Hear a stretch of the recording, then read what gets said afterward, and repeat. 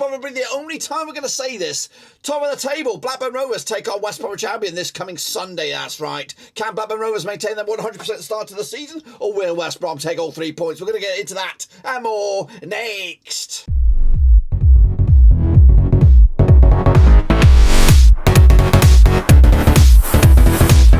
That's right, folks. Bam's giving another prediction. That's right, folks. Bam's giving another match preview. Look forward to Blackburn Rovers' latest match out of the Championship, and we'll get to that in just one second. If you know where you've been, smash your subscribe button and bang up to all things Rovers related, Championship related, world footballing. We're going to all hear, boys. Under one roof. It's been a busy old week for Rovers, of course. Hot to trot in the Canada Cup, as were West Brom, who both sides come into this looking for a continued success moving into the weekend's action. Who's, of course, going to take full advantage of it? We'll take a look at all of it in a minute, of course. Big shout out to the VIPs. They are the patrons, of course. Now, before we get stuck in the deep end, a big shout out to our brand new match review, match preview sponsor, Blue Rose Capital. Appreciate the backing here, of course, as we try to crank up the content over the next season and beyond. So big shout out to those guys. But anyway, until then, let's get cracking. So there we go, folks. Here we bloody go. Looking forward to Blackburn Rovers hosting West Bromwich Albion. That's right, of course. Coming at you at Ewood Park. Let's take a look at the guys who are making the decisions, the big decisions in the dugouts, of course. Blackburn Rovers coach Jon Dahl Thomason. That's, of course, the Great Dane. That's a name in waiting. As of course, the legend supreme tries to carve his own Blackburn Rovers here since his appointment back in July. Meanwhile, Stevie Bruce has been at with the Baggies since February 2022, of course, and has had an okay rate, 1.52 points per game, of course, up against Rovers, Jon Dahl Thomason, 1.68 points per match over the course of his managerial career. So that's, of course, his time in Sweden, and of course, Stevie Bruce, his coach, is there. It's 1.52 points per match at West Brom, but in his overall grand scheme of things, as a coach, it's 1.39 points per match. But anyway, let's move forward. Of course, take a look at the most valuable players on both sides. Of course, Diaz, aka Big Bad Boy Brereton, is the main man, £14.4 million rated. Hopefully we'll either sell him or get a new contract before the window shuts. Daryl DK is your main man at West Brom, signed on the dotted line on a permanent basis, with Valérien Ismaël at the helm. Of course, he hasn't had the best of luck injury wise since Brucey Boy's been here, but he is a player, and I think once he gets going, I think he might not be stoppable. I think he will. I think he'll rip it up this year. Unfortunately for us, he will not be involved in this coming weekend. Let's take a look at the sides then. Of course, at the top here, this is the recent run of events for Blackburn Rovers, and down here is, of course, the recent run of events for West Brom. West Brom are unbeaten over the course of 1, 2, 3, 4, 5, 6 games in the Championship, picking up good results against Reading last year, Barnsley as well, and ending, of course, the season against Borough. Rovers, of course, 4 wins on the bounce in all competitions and all venues. With the only blip in the resume in the recent times was against Bournemouth. Of course, the market values are here, listed here. Of course, West Brom pretty much doubled in value compared to Blackburn Rovers. Of course, they have a much older squad than we do. They have more national players than we do, but we, of course, have more youth nationals, because we are building something here, guys. We are building something. Let's take a look at, of course, the recent form then over the last since 1999. 22 times these two sides have played each other. 7 wins for Rovers, 6 wins for West Brom. There's been 9 draws between us. Our biggest win has been a 2-0 win. Of course, their biggest win over us was a 3-0 win as well. They've come into this scoring 25 goals against us. We have scored 27 against them. So we actually have won more and scored more against them. We have actually got a 1.23 goals game against West Brom. They have a 1.14 goals game. Like I said, Rovers are winning 4 or 5 on the bounce, of course, in all competitions. That's in. I think that's taken into account pre-season. West Brom also unbeaten over the last 6, 75% form, and they're moving onwards. We'll elaborate on all those form books in a minute, but let's take a look at Rovers. Of course, this is mainly aimed at any West Brom fans looking at this. Let's take a look at the recent run of events, the squad, all that kind of stuff. But if you're a Rovers fan, you might want to just stick your fingers in here, because it's the same stuff. But anyway, their form does change. We do come into this on the back of a 4-0 win over Hartlepool. We've actually scored 8 goals this season without conceding any. So that's a great start to the season, and hopefully Rovers can at least build on that this weekend by not losing in front of the paying Ewood faithful. Let's take a look at what's ahead for us in a very, very busy schedule now that we made it through for the first time in a long time to the next round of the Canada Cup. So we are taking on, of course, West Brom this Sunday. Then it's Reading on Wednesday. I believe I will be here for the watch along for that one. So Philly Rovers is not in the hot seat just yet. I think he gets back from Ireland on that day or the day before or something like that, so he's not ready to jump in the hot seat. I will be there, so you're going to get a midweek Dirk watch along on that one. Then, of course, Saturday is Sheffield United. A couple of scores to settle there. Of course, the Kadra, the Azamanovic, of course, they pipped us a couple of times in the transfer market, so maybe we can actually give them a performance and show them what they're missing out on. Moving on, though, we do take on Sparky Hughes in the Canada Cup. Smallwood as well, Chappers going down Bramall Lane. Is it not Bramall Lane? It's Valley Parade. Valley Parade, that was, of course, on the 23rd of August. Then we take on Stoke at Ewood, and then, of course, a bit of a tasty first Northwest Crunch Clash up against Blackpool. That's right, another old manager there in Appleton at the helm. This is, of course, the squad for Rovers right here, right now. Rumour has it that we might be adding a player to this before even kick-off, so there might be an extra face in here, but I do not expect him to interfere with the lineup this coming Sunday. So a lot of young guns in here. When you look at this, you know, especially if you don't know if you've never been here, you're seeing the likes of Jake Batty there, Jake Garrett, of course. Hayden Carter should get involved eventually once he's fit and raring to go. Jaron Harlock is in there. Jack Vale, of course, maybe you might get a little bit more notice of him.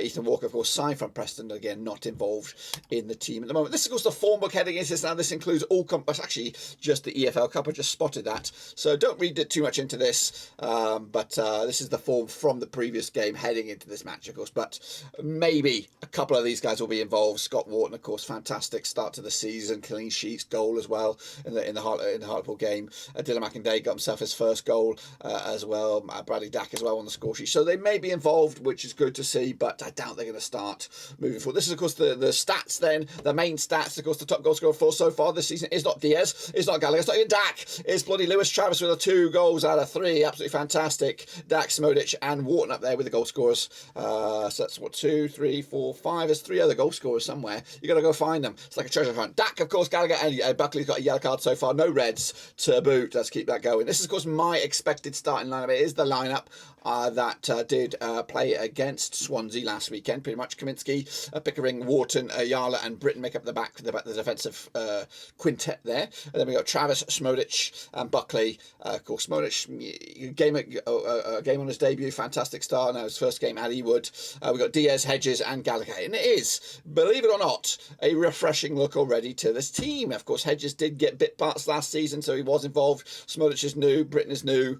But again, any injuries along these spots, and we are fumbling around and putting square pegs in round holes, so hopefully we can fix that up. Let's take a look at the stats then, shall we? Of course, now this predominantly is in the league, these goals, I believe. Anyway, we scored 2 through open play, 1 set piece and 1 counter attack, so that's 4 goals scored in the league. When in possession, though, Rovers preferring the right hand side to the left. We are, of course, optimising the middle third there. When in possession 43% of the time. Our shots, though, 36% coming down the middle and the right, and of course 18-yard box is the preferred area, 43% in the long ranges, and no goal or no shots in the 6-yard area. Let's take a look at our visitors then, the Baggies, of course. Therefore, it's been okay. Of course, unbeaten heading into this, but no real wins. Well, they've got no wins at all, actually, so far in the season. But, of course, a couple of tricky games, though. They've got Middlesbrough on the road out the way. They've got Watford, of course, at home out the way. Back-to-back draws in that game. And I believe, I didn't really watch the Watford game, but I believe that they were the better side. Despite Sarg stealing the headlines with his goal, it looked like it was West Brom's to lose on that one. Of course, they also beat Sheffield United again. Didn't really pay much attention to that game. I do apologise. I was working my ass off, so I didn't really get to check that out. Their resume heading out of this game, they take on Cardiff midweek. Then, of course, it's actually back-to-back home games for them, and it's Hull on Saturday. Derby in the Cup in the second round there. Huddersfield, of course, and Wigan make up their back end of the August. They're 3 away games, long road trips for them. Staying with the squad then, of course, Darryl DK not involved. We've got the likes of David Button between the sticks, more than likely. Palmer was in between the sticks last time around, and we'll elaborate on that in a minute. Sami Ajayi, key man to keep an eye on.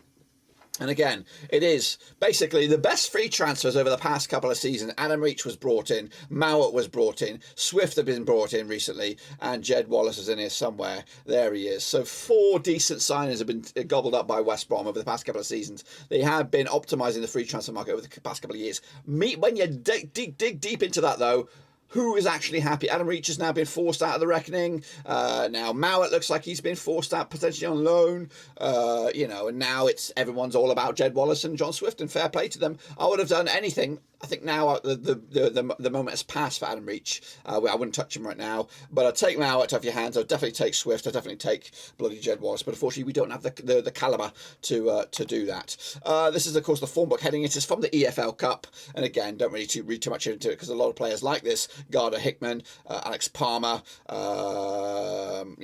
will probably not be involved on Sunday. So take a look at the stats then. Of course, Grant's got a couple of goals. Again, there is question marks about his availability. If he's fit, he plays. If he doesn't, then of course we're going to have to figure something else out. Swift, of course, with a goal already. Swift, Furlong, Malumbi with yellows, no reds so far. So with that in mind, this is my starting 11 coming at you. Button between the sticks: Townsend, O'Shea, Ajayi, Furlong make up a back four. Livermore, Malumbi, of course, Swifty and Ganga and Wallace, the trio there with Robinson started. So I'm feeling that again, if Grant's fit and raring to go, he goes in. Robinson will make weight, but otherwise Robinson will start. And guess what? He's got a bit of a history against us through his Preston days. He can be a thorn in our side, so he's got tricks and pace, or he did anyway. I'm not sure how much of that still remains in the tank, but anyway, that's my pick for the lineup for West Brom. Let's take a look at their stats then, shall we? Heading into this, of course, both of their goals in the league have been through open play. They prefer the right hand side to the left as well in the attacking zones, and again they optimise the middle third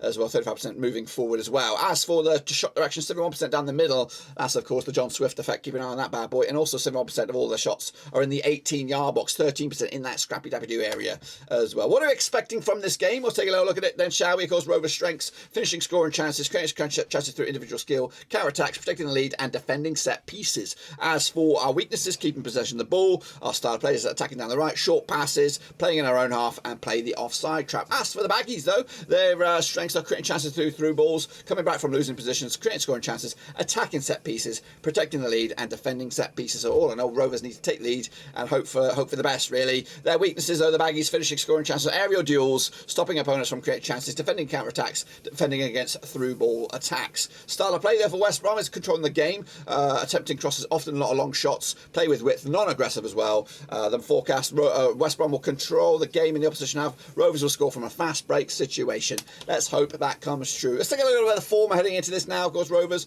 back-to-back home games, of course, 5 goals without return at Ewood, so that's good. Let's get the guys in there, get the fans back in there, and make it into a fortress moving forward. So new era, guys. We should be back in the guys, back in the project, back in the belief. And if I was there in England, I'd be there with my bells on. As for West Brom, though, they're coming to this just one win in the last 3 on the road, including friendlies, though, so let's not read into that too much. Just one actual competitive game so far on the road. That was against Middlesbrough, and it was a draw. Take a look at the form then, shall we? This is, of course, the last 6 at Ewood. 2 wins, 2 draws, and 2 defeats for Rovers, of course. Last time around, it was a 2-1 win for West Brom, with Mowat and Phillips getting the first couple of goals there. Diaz giving us a bit of hope. But in fact, just 1 win in 4 for Rovers against West Brom at Ewood Park. And I was there, guys. I was there. I saw it with my own eyes. Mulgrew, of course, and Barry Dacarino. Rodriguez with a penalty to make it a little spicy. And Livermore with the red card. I saw it. I was there.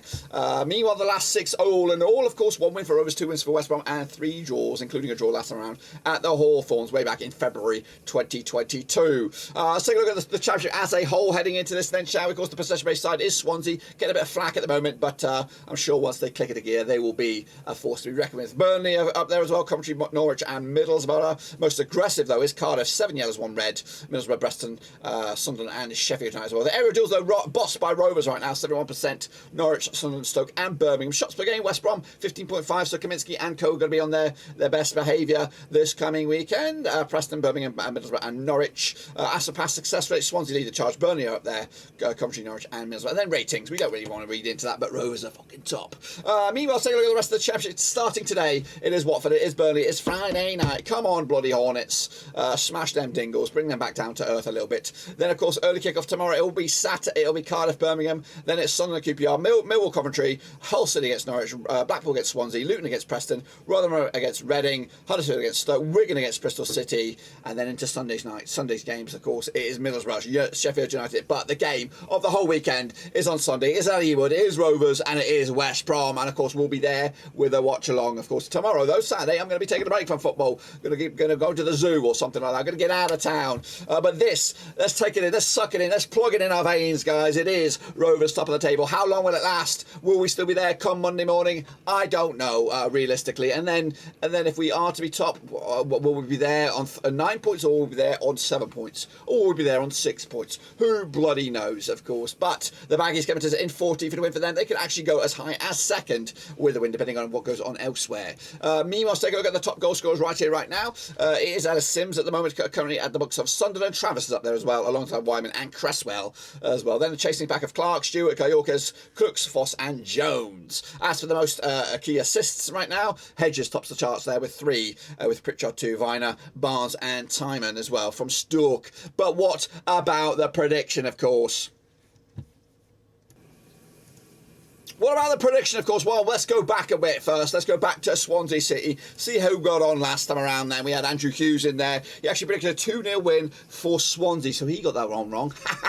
Moving on, Coy Fish says he didn't care. He just wanted the 3 points. Come on, Rovers. Murat Hagen said a 2-0 win for Swansea. But look at this one. Mad Dogs, he did edit it, though. He did edit it, so we can't give it 100%. But Mad Dogs PC said 3-0 to us. Diaz, Smodic and Britain. So, you know, I don't know. It could have been bang on. He might have just tweaked it a little bit, but there is an edit. But he actually got the scoreline right. So get your prediction in here, of course, in the video. But we are looking forward to Sunday's game. Rovers, it is West Brom. It has, of course, a much important game for Rovers. This is a benchmark result here if we can get anything out of this. And I am going to play a little bit conservatively, a little bit on the fence. Of course, we are happy. Fantastic start. And I want that positivity to continue into a very, very demanding and busy August, of course. So I am looking to get out of this game at least not a loss. So I'm going to go with a draw here, a 1-1 draw in the end. Hopefully an early lead for Rovers, give us a bit of time to sit on the ball and maybe practice some more defending. But I do think West Brom, with their class, they have some quality in there. Swift, Wallace, Mowat if he's involved, of course. Robinson, again, he's a tricky pony. And again, Sami Ajayi can be deadly as well from set pieces and things like that. So for me, I'm going to opt for a draw, and I'll take that all day long. And again, if you offered it to me now, I'd say, yes, sir, I'll have that. Because these guys, under Bruce, he knows it. I know he gets a lot of flack, but he does know this division, so he will get it right eventually. I just hope it's going to take...